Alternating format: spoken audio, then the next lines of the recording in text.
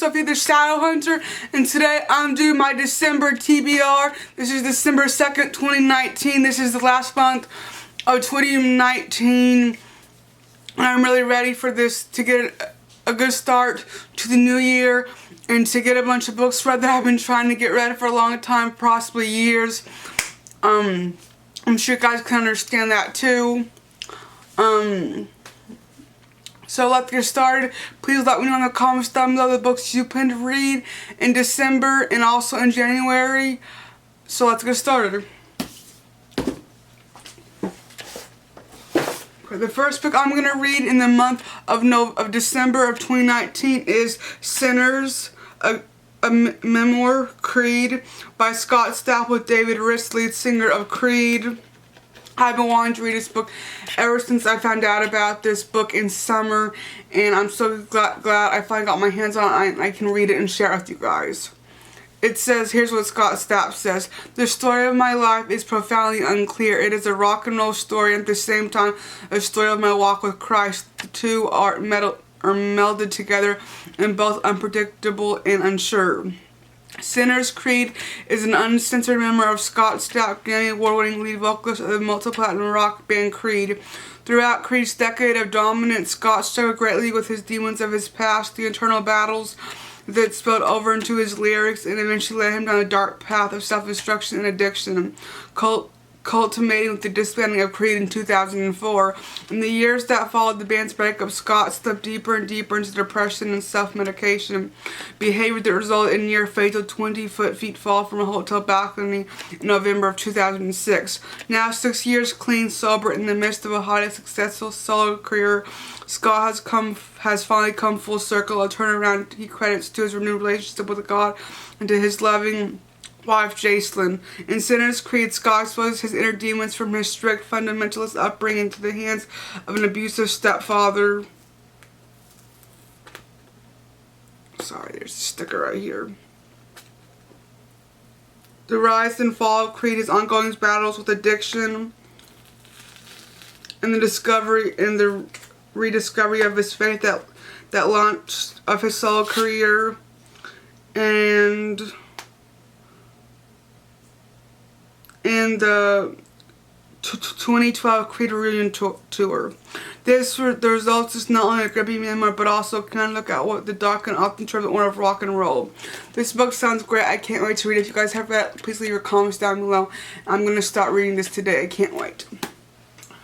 The next book I'm really excited to read is The Tattooist of Auschwitz by Heather Morris. I have also been wanting to read this book now for about a year. I think it came out around November or December about a year ago, and I'm so glad I finally got my hands on it.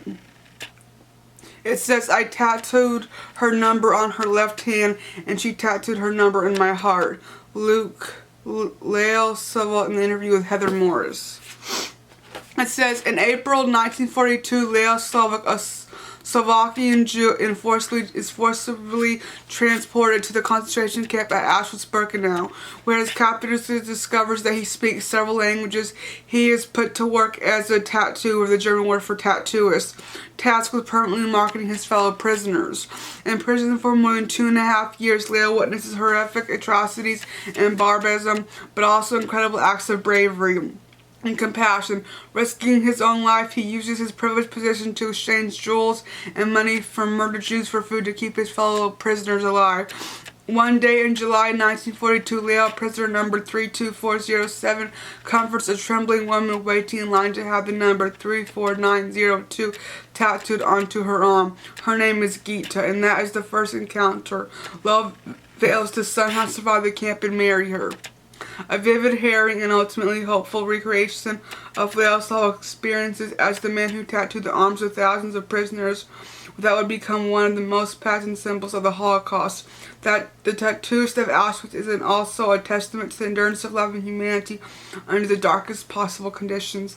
I can't wait to read this book, and I'll be reading this book very shortly as well. Next, I have A Jewish Soldier in Hitler's Army, Unlike War by George Roque. I bought this book about 2 years ago and I've still yet to read it. I know, shame on me, but I'm so excited to read this book. If you guys have read this book or any books like it, please leave the name and title and the author in the comments down below. So here it says, as a teen in wartime Vienna, George Roque helps his family hide dozens of Jews behind false walls in their top floor apartment and arrange their safe transport out of Nazi-occupied Austria. Nevertheless, excuse me, in 1943 he was drafted into Hitler's army, soon to be shipped out to fight on the Eastern Front as a radio operator from the German infantry. Out to fight on the Eastern Front as a radio operator with the German infantry. In spite of his having revealed his own Jewish ancestry, thus begins the incredible journey of a young man thrust into a war that was already lost, fighting for a cause in which he never believed.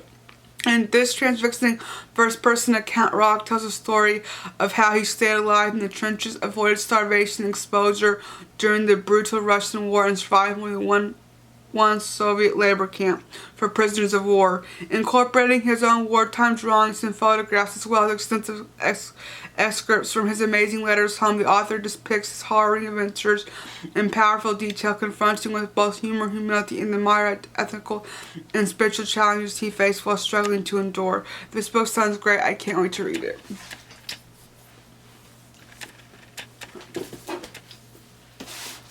Next, I have Skippy Dies by Paul Murray. This is a huge book. I don't know if I'm going to be able to get through it this month. We will see. It is about 660 pages, but I've known about this book for probably about 3 years now. I'm so glad to finally get my hands on it.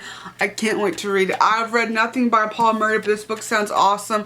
And if it is as good as it sounds, I think I'm probably going to become a favorite of his. And I'm really excited to read some other books that are different out of my reading comfort zone to expand on my reading level and the things I read. So here's what it says. It says, Rupert Van Doren is an overweight genius whose hobbies include very difficult maths and the search for extraterrestrial intelligence. Daniel Skippy just as his roommate in the Grand Old Dublin Institute that is Seabrook College for boys. Nobody pays either of them much attention. But when Skippy falls for Laurie, the frisbee playing siren from the girls' school next door, suddenly all kinds of people take an interest, including Carl, part-time drug dealer and official school psychopath. A tragic comedy of epic sweeping dimensions, Skippy Dies scours the corners of the human heart and wrings every drop of pathos, humor, and hopelessness out of life. Love. Robert Graves, Mermaids, M30, and everything in between. This book sounds awesome. If you guys have read it, please leave your comments down below.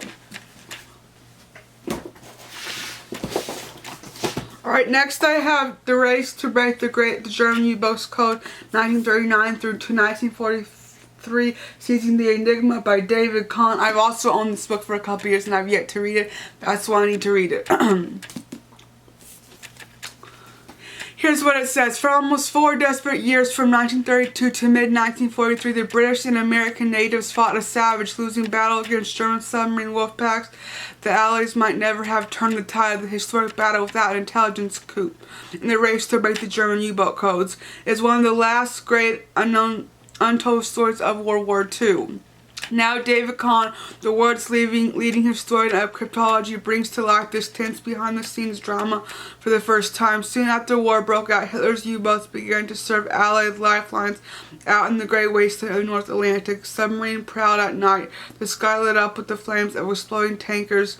To meet the growing crisis, ingenious amateurs joined the nucleus of dedicated professionals at the Bletchley Park, Britain's code-breaking headquarters, as the Battle of the Atlantic raged. These men and women worked night and day to unlock the continual changing German naval codes.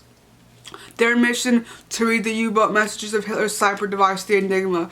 Critical to their success was a series of daring raids at the sea. The U-110, captured intact in the mid-Atlantic, yielded not only the Enigma machine itself, but a trove of secret documents. The weather ship Lorneburg, seized near the edge of the Arctic ice pack, provided code settings for the entire month in the Mediterranean. 2 brave sailors rescued at the cost of their lives a German weather cipher that enabled the Bletchley team to solve the Enigma after a year-long blackout.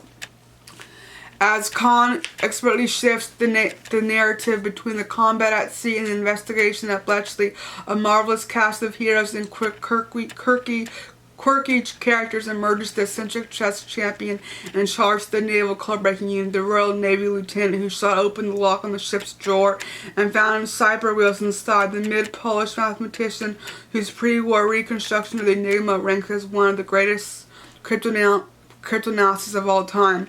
And the work of these and many others enabled the British and American analysts to break the Enigma codes almost continually, permitting Allied commanders to divert convoys around the Wolfpack and finally to hunt and restore the deadly U-boats.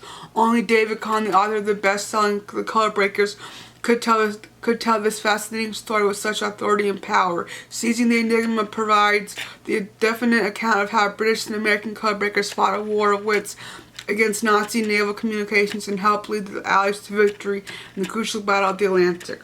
This book sounds great. I can't wait to read it. So I've got a huge reading list, as you guys can see. Please let me know in the comments down below if you guys plan to read in the month of December. I hope you guys like this video. And if you haven't, go ahead and subscribe to my channel. And I'll see you guys next time in our video. Goodbye.